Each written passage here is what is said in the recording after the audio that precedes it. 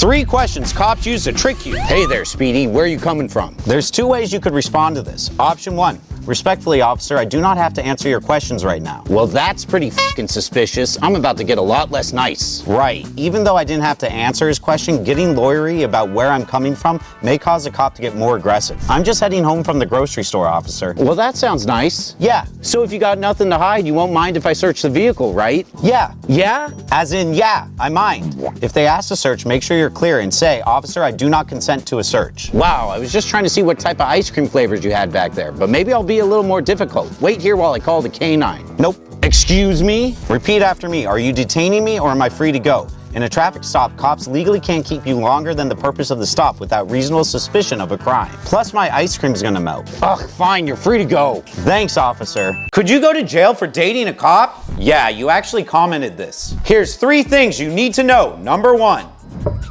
Police, open up. Where were you last night? Because you didn't respond to any of my texts. I invoked the 5th? That's not how that works. Right. You can only invoke the 5th if you're in custody and being interrogated. It won't save your relationship problems. What's her name? I'm sorry, I don't know. I'm doing a search. Number 2, cops can't just start searching your home if they don't have your consent or a warrant, even if they are your girlfriend. Help me. Mike, if I find anything in here even remotely illegal, I'm taking you in. Ha, good luck. And number 3, if you plan on dating a cop, maybe don't leave illegal stuff lying around in plain view. Oh, so it's really hidden, huh? Looks like I'm tearing up the couch. Please don't. All right, nothing here. You win this round, but I'm watching you, hot stuff. I love the law. These are the 3 craziest legal punishments around the world. First, an Ohio teen who thought it'd be funny to knock over a porta potty. He was sentenced to 120 days in jail, but the judge swapped the punishment for something more creative. Instead, the boy had to clean up animal waste at the county fairgrounds. That stinks! But over in China, things got even stranger. A grandmother was caught stealing meat from a supermarket. Her family couldn't pay for it, so the owner came up with his own punishment. She was forced to sit outside the store with a sign around her neck that read, "Thief stealing for the 3rd time." She only lasted about 10 minutes before walking off. And back in Ohio, things took another wild turn. A woman abandoned 35 kittens in 2 parks with no water, no food, nothing. The judge, tired of criminals reoffending, decided to get creative. So instead of jail, he ordered her to spend a night alone in the woods with no food or water. These are 3 real ways people travel the world without paying. First, a man who flew around the world without ever buying a ticket. He did it by wearing an official-looking uniform and carried a small bag. What's up, Sully? On the plane, he would smile, help passengers put away their bags, and nobody asked for his ticket. Chicken or steak, ma'am? By the time anyone noticed he wasn't actually a flight attendant, he was already in another country. Next, a guy who found the ultimate travel loophole. From 12 years old, he studied travel blogs and analyzed bank websites until he eventually owned 28 credit cards. He'd go on to visit new countries every month without spending $1 on travel. He pulled it off by stacking points from credit cards, coupons, and purchase bonuses. And finally, a YouTuber who crossed the UK without paying. On bus trips, he would hide inside the baggage compartment so staff wouldn't see him. Shh, you didn't see anything. When he got on a train, he went straight to the bathroom and locked the door. After the ticket check was done, he came out and sat with the other passengers. Here are 3 scams to watch out for when traveling abroad. In Paris, France, never accept a free bracelet. Wait, why not? Once a bracelet is tied on your wrist, the scammer will demand a hefty price for it. Oh, come on. Well, that was sneaky. Speaking of sneaky, never accept a game of Connect 4 in Thailand. While at a restaurant, an innocent child may approach you, offering to play Connect 4 for a small fee. Come on, he's just a kid. How hard could it be to win? Wait. Why do I hear pop music? The secret is that these kids are Connect 4 masters and can win in just a few moves. Ha ha, I won. That's it.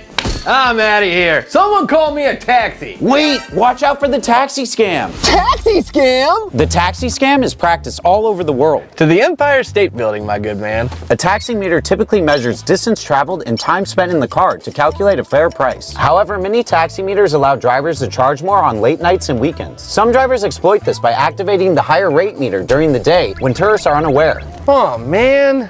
Never lose an argument again with this one easy trick. If the facts are on your side but you're still losing, you're likely the victim of the straw man fallacy. This is when someone twists your words to make it seem like you're arguing against something completely different, because arguing against a made-up boogeyman is easier than debating the facts. Make sure you know how to spot it. You know, I think it's important for schools to have creative art classes. Oh, what? So you're saying math is useless? Got it. Yeah, I bet you like art because your mind and body are weak. Really? You want to force students to make arts and crafts all day instead of really learning? Yeah, good luck with that, buddy. So how do you combat this? Easy. Call it out and explain how the argument twists your words. Come on, you know that's not what I was saying. I didn't even mention math. Nah. If they won't budge, politely ask them to explain why they think the two arguments are the same. This will either force them to admit defeat or lead them to use more bad reasoning, which you can counterattack. Go ahead, tell me why you think we're saying the same thing. Art classes, because, you know, the school is like they can't, not my son, no thank you.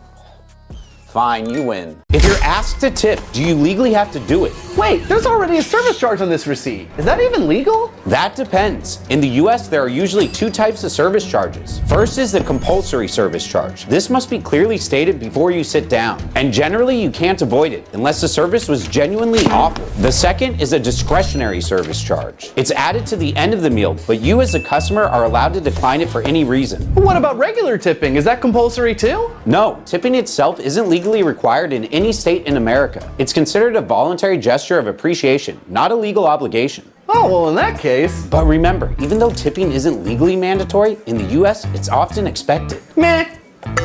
Much better. Here's your coffee.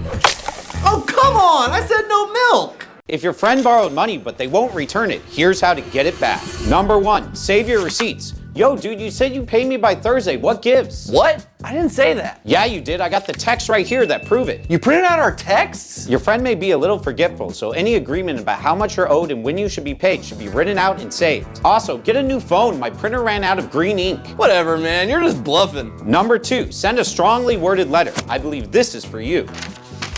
You're kidding me, right? Nope.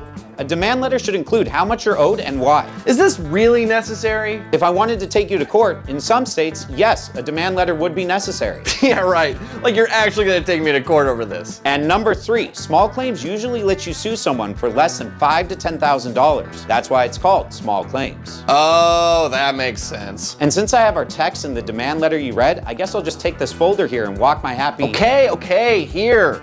Thanks for spotting me last week. Don't worry about it. It's what friends are for.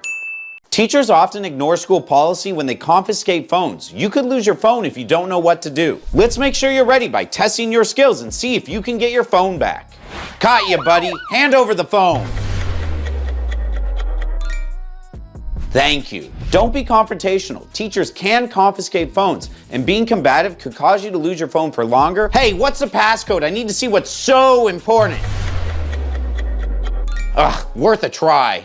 Teachers usually can't make you unlock your phone unless they have reasonable suspicion that you committed a crime and evidence of that is on your phone. Whatever then, say goodbye to your phone for the rest of the year. Teachers are not allowed to confiscate phones indefinitely because it's not their property. Hey, what do you want? Yeah, school policy says you're only allowed to take my phone until the end of the period. Oh, fine. Mr. Eckham, can we see you in the principal's office, please? Snitch! We are going to The moon. Kinda, sorta. Let me explain. When David Copeland won $1 million, he decided to spend it on some prime real estate. But the local housing market wasn't looking too good, so he started looking into outer space! He put real money down on land on the moon, Mars, and Venus. Only problem is, no country legally owns the moon and other planets because of a 1962 space treaty. Sorry, buddy, maybe a simple Google search could have saved you from getting scammed. Number 2, the royal flush. Gambling never hurt anybody, right? In fact, Evelyn Adams loved to gamble so much she made bets, went to casinos, and won the lottery twice. Wow, won the lottery twice? Where does the luckiest person on earth go next? Vegas, baby, where she allegedly spent $6 million at the poker table. And number 1, a backyard racetrack. Michael Carroll did what any sensible 19-year-old would do after winning $18 million. Built a fully functioning racetrack in his backyard, duh. His neighbors hated him because the loud construction lasted for months. Unfortunately, Michael blew the rest of his money partying. So now he's just a guy with a cool backyard. For $100, can you escape this straitjacket? No. For $200, can you escape this straitjacket? No, fine. For $300, can you escape this straitjacket? No. For $500, can you escape this straitjacket? Yeah. Escape from the... Mike? Yes, that's me. YouTube? I subscribe to you, bro. That's you right here. Since you are subscribed to me, we're gonna bring in a real escape artist to teach you how to get out of this. Okay. All right, so Sean, here's what you're gonna do. You're gonna fight really hard to get your left hand over your right elbow. I got this. I got it. Ready? 60 seconds, let's go. All right, oof, wow. You got this. You got Man, this. that's more technique than I've seen. That looks crazy. Whoa, look at this guy go. We got 45 seconds on the clock. We didn't say anything about mouth. That's all to get smacked here. So we got 30 seconds. This is impressive. What is going on? Oh, is he? Yeah! We got $500 here. This is what actually happens when you go to prison. First, they'll take your clothes. They do this while they search you for possible contraband. Hey, buddy, what's this? Once they've checked to make sure you're clean, they'll give you your prison outfit. Aw, orange was never my color. They'll take your photo, your fingerprints, and give you an ID number and card so that you can access places like the dining hall and rec center. Oh boy, a rec center. They even got basketball? Aw, man. Hey, prisoner 579, it's time for your interview. Next, they'll interview you to see if you're allowed to hang out with the other prisoners or not. So you're a team player? Well, during the heist. Heist? You're only in here for 6 months. How'd you manage that? You working with the government? Don't answer that. You should know that corrupt prison officials have been known to disclose the info you give them to other inmates. And the last thing you want to be called is a narc, because after your interview, you go right to your cell. Oh well, if it gets me out of here sooner, right? Don't ever wear this in court if you want to win your case. Number 1, open-toed shoes. Are you wearing flip-flops? These are the same footwear that Japanese samurai would wear during the Edo period. If they are good enough for Japan's greatest warriors, then they should hold up in your corrupt court. Number 2, hoodies. Can we speed this up? I gotta pick up my girlfriend from high school. Yeah, buddy, that's exactly why we're here. Can you take your hood off? God, you sound just like the guy who stays over at my mom's house.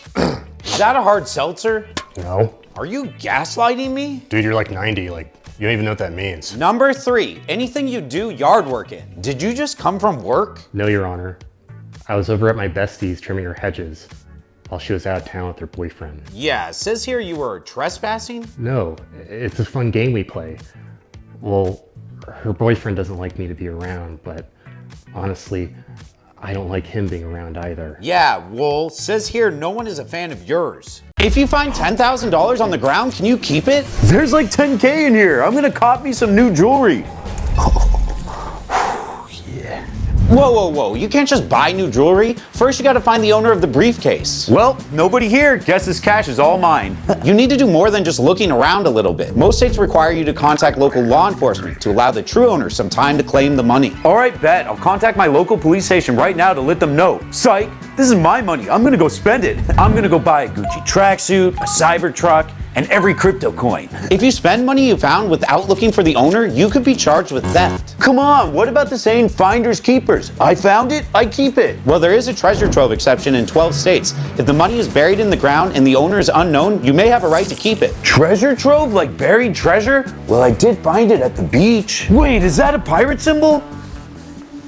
Arg, I'm burying this treasure in what will one day be New York. Arg. Yeah, you can keep it. This is what happens during your first 24 hours in prison around the world. The first hour, you're getting processed. In America, that usually means mugshots, fingerprints, and a quick medical form. In China, your belongings are taken and you're typically sent straight to a detention cell. While in Russia, they search you, take everything you have, and have been known to beat and threaten you. Man, this sucks. Sure does, but it only gets worse. Because hours 2 through 12, that's when you meet your cellmates. In the US, you're often crammed into an intake cell with up to 12 strangers. In China, they interrogate you and typically don't let you have a phone call or see a lawyer until they've decided they're done. In Russia, you often sit on cold concrete in a room with broken lights. Surely this can't get any worse. Well, hour 14 and on, it's typically food, lights out, and then bed, if you're lucky. If I'm lucky. Yeah, because in America, it's typically bologna on white bread, lights out at 10 p.m., and a bunk bed that feels like cardboard. In China, it's rice, veggies, and a large wooden plank for a bed. You mind giving me some room, my boy? Hi there. But in Russia, it's water porridge, black bread, and if you're lucky, a wooden bench to sleep on. Okay, it definitely got worse. These are 3 items people found then sold for millions. First is this massive rock. After buying a farm, a man noticed that a 22-pound rock was being used to prop open the front door. Well, I'll be. This rock's beautiful. The farmer had the rock looked at by a geologist who revealed that the rock was actually a meteorite from outer space worth $100,000. Oh my, I'm rich. Next is an old bowl that sold for millions. A family in New York was browsing a garage sale when they came across a cream-colored bowl, small enough to be mistaken for an ashtray. The buyers were curious about its origin, so they asked experts, which turns out was a rare piece of 1,000-year-old pottery made in Imperial China. And it sold for a whopping $2.2 million. But that's nothing compared to the guy who bought a pack of smokes and made over twice as much. The year was 1909. Baseball was all the rage, and you could get a Honus Wagner baseball card and a carton of cigarettes. Whoa, cool! No, not cool, because Honus said bogus to the cigarettes and they stopped producing the card. With only 50 to 200 ever made and plenty being destroyed over the years, each card becomes more valuable. And this card just sold for $7.2 million.